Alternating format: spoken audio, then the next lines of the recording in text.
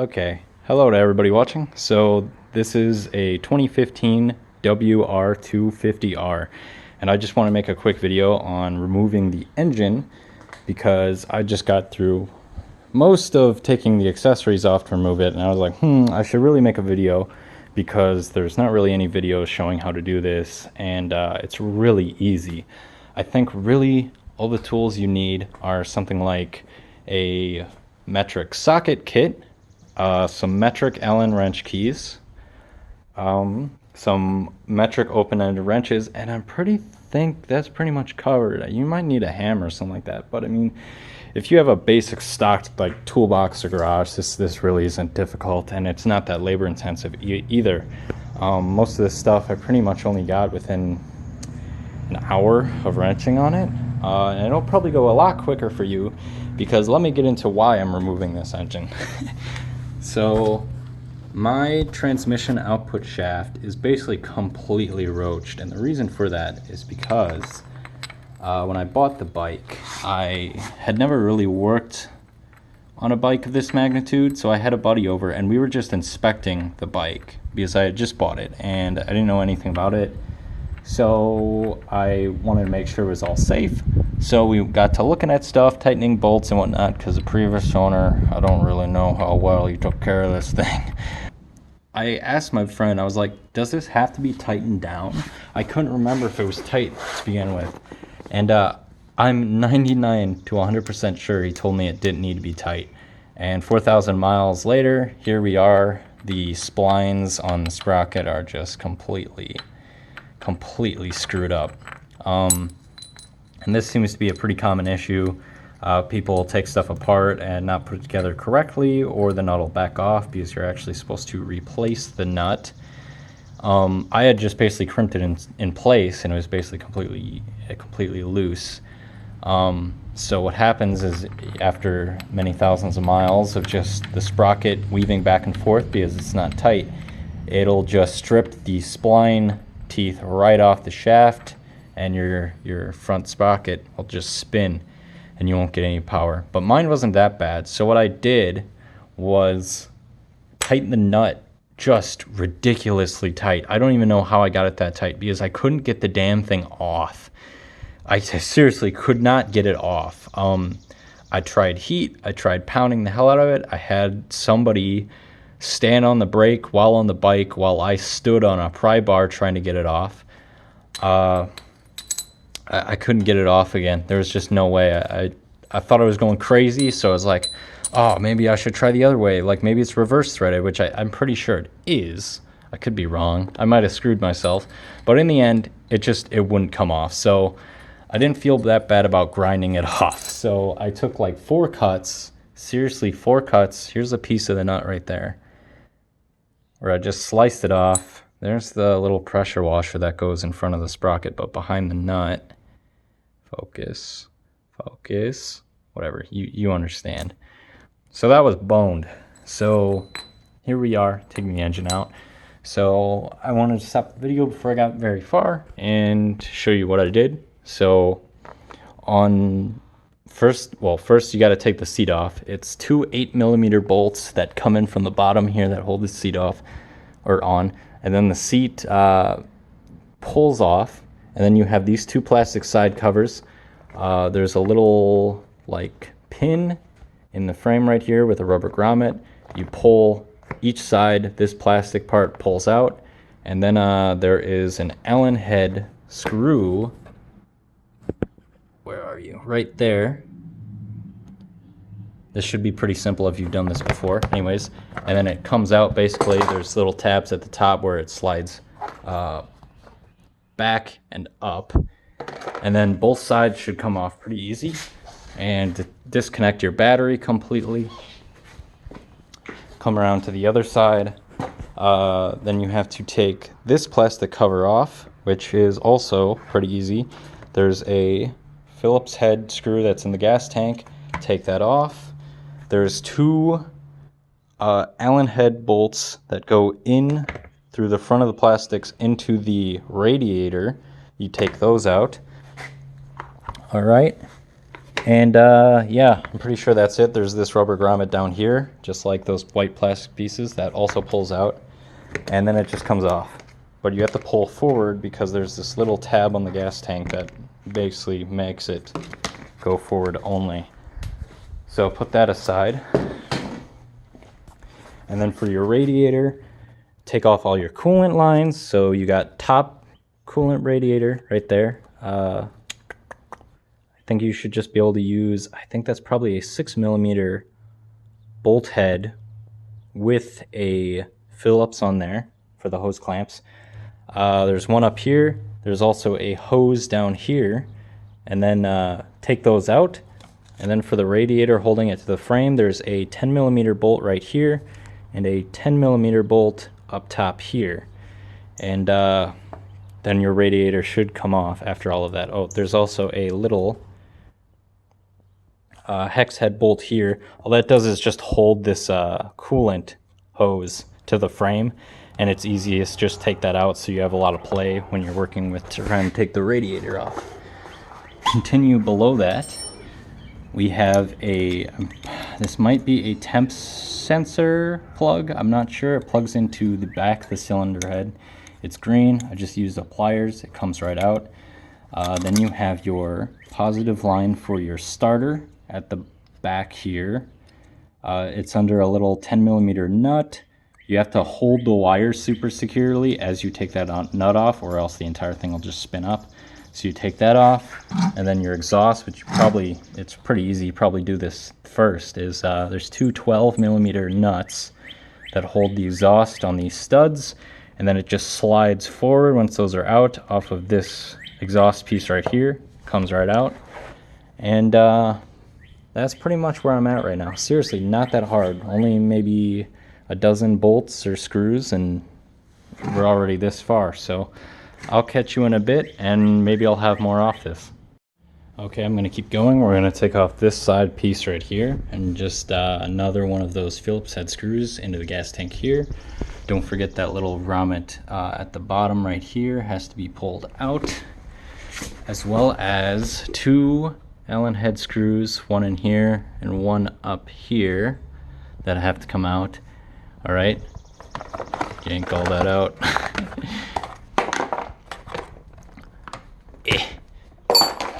And then this piece of plastic should stay in place. I know I have it taken off because there's this little rubber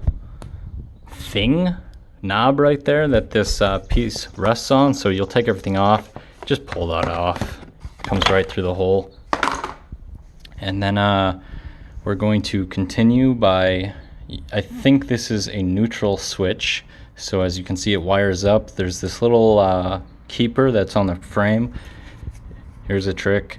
Just take a pliers, angle it like this, and just twist. And then it should just come apart. And then we're going to cut these two zip ties at the top here, and that should release all of these wires and stuff. And as you can see, they've got plugs. Just unplug whichever one ends up being the neutral switch. I'm not there yet. I'm just going to unplug all of them. Okay, so I've actually skipped ahead now quite a bit. There's a zip tie here that I cut, then one of these kind of zip ties that are like kind of super easy to just take off by hand. All right, I got rid of all the cables and unplugged them, including the ones for the horn, which is just two tabs connected to this guy. Just pulls out, just wiggle a little bit. All right, and then I started with the fuel tank again. So for the fuel tank, I believe all it was this top bolt right here, which is also an Allen head. Take that off along with everything else. There was two bolts right here, I believe, maybe. Take those out, and then the fuel tank lifts off, but there are going to be two cables holding it on. One's going to be this fuel line, and one is going to be this connector right here. This connector is super easy. It's just a tab you pull off. This guy, however, because it's one of those fuel tank lines, it's a pain in the ass. So what it is, focus. Are you just dark or really focused? I can't tell. All right, so with this guy, there is 2 blue tabs on either side of it. All right, you're gonna have to push both of those in at the same time to unlock it, and then it pulls off the fitting on the bottom of the fuel tank. The fitting's plastic on the bottom, so be careful with that. And then I've just done a bunch of other miscellaneous stuff here. I've started unplugging stuff. Don't ask me what they do. I don't care. So, I mean, there's a plug here. There's a plug here for the coil right there on top of the spark plug hole. Take that off. There's probably a couple others I'm forgetting, but basically all of these I took off, as well as this line, which came off the side of this head right here. Now what I'm going to do is, I've already messed with this before once. I'm going to take either one or both of these Allen head pipe clamps or hose clamps, and this is for your throttle body attached to your intake. All right, so I did both of those hose clamps for the intake. It's 2 hex heads here. I just did both of them. And then another thing I forgot to mention in the last clip, there's this hose here that attaches to, I believe, the exhaust. Anyways, it's got this little metal gasket here. Probably gonna want to replace that, but it's got 2 8mm bolts, one down here and one up there. And as far as lowering the engine, what I think I'm gonna do is, I thought about undoing the bottom bolts or nuts, as well as one of the bolts up here, so that the whole engine sort of pivots out with the subframe. The entire engine's attached to the subframe, by the way, in multiple places, so it all should come as one unit. And the reason why I want to do that is because I wanted the intake boot to detach from the engine super easy, and it looked like with that swing out action I might be able to achieve that, but I don't think I'm going to do that because I'm not sure how well all of this fuel line and rail stuff is going to like that, whether or not it's attached to the engine or the frame or something that's not going to like being pulled super harshly. And also, if I did that, I would need to pound out that bolt at one point. So what I'm going to do is, I think I'm just going to put a motorcycle or ATV jack, one like this, underneath the subframe right here. I might try and also pivot it out. I'm not sure at this point, but some sort of action involving that. I'll get back to you on what I decide to do. Okay, update. Yeah, I got ahead of myself again. So there's bolts here on both sides. There's a bolt here that you're gonna have to take the 2 rock shields off the frame, the plastic shields here. You're gonna have to take them off both sides using this bolt right here. It's one bolt, it goes all the way through the engine. There's another right here that goes all the way through the engine, take that out. And then there's the 2 Allen head bolts up here. They have a nut on the back. You're gonna have to unscrew those, pound those out, and then there's another bolt that goes through the engine right here. And then once you have all of that out, there's one more bolt that I forgot to take out, which is this one that holds the horn assembly on, this Allen head bolt right here. Take that off, and the frame should just come off. Okay, now that I've taken the frame off the rest of the way, or the subframe off, excuse me, I was able to rock the engine forward about 3 millimeters, and you can see that detached it from the intake boot up here. And the reason I was able to do that is because there is a pin right here that goes through the frame, the swing arm, the engine, and then the frame on the other side. And it's all held on by this nut right here. Well, the problem with taking that out is if I take that out, the engine's just gonna fall out. And also the bigger issue, which I don't know what's gonna happen, is I don't know if the subframes or the swing arm's gonna be still attached somehow. I imagine it'll all just sort of fall away. So what I'm gonna do is I'm going to put the jack under the frame on this flat part right here and just support it enough just so the suspension's kind of decompressed. And I'm gonna jack it up to that point and then pull the pin out as slowly as I can, as carefully as I can, so that I can just drop the motor out and not drop it on the floor. So once that's out, this entire thing should just sort of fall away. But there's one more thing that we have to get back to. Don't forget this step. I kind of looked at it again, and I'm a little surprised that it's this chintzy, or robust, maybe, if you want to call it. But we have to take the clutch cable out still. And I was trying to figure out how, so I took out the bracket. I don't believe you need to do that, but this little connection right here where the clutch cable attaches to the clutch arm lever right here through a little pivot joint, it's got this little tab on this retainer right here, and it just looks like you're supposed to, I don't know, let's take a flathead screwdriver and bend it up,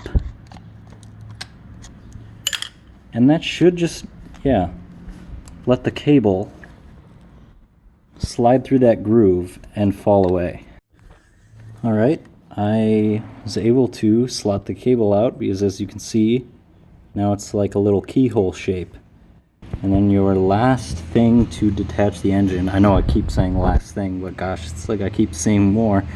There's this little, I think a grounding wire right there, black wire, brass fitting, and it's held in by an 8mm bolt right into the engine right there. So I'm going to go ahead and take that out. Alright, I got out that little 8mm brass fitting, or that eyelet right there, which I think is a ground or something like that right there. But there's another one, there's another cable. This goes into a plug right below the starter, and I can't seem to get to it down there. It's this little sheathed set of wires. It's got a little black fabric sheath over it, and I believe I've tracked it all the way up. It's this plug right next to the battery, white plug.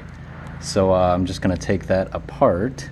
And then once you have that detached, it's kind of wrapped around this bundle of wires here, kind of weird. I broke this zip tie right here, and then there's the removable zip tie right here that you don't have to cut. You can just sort of stick your finger under this little tab, and it should just slide all the way off.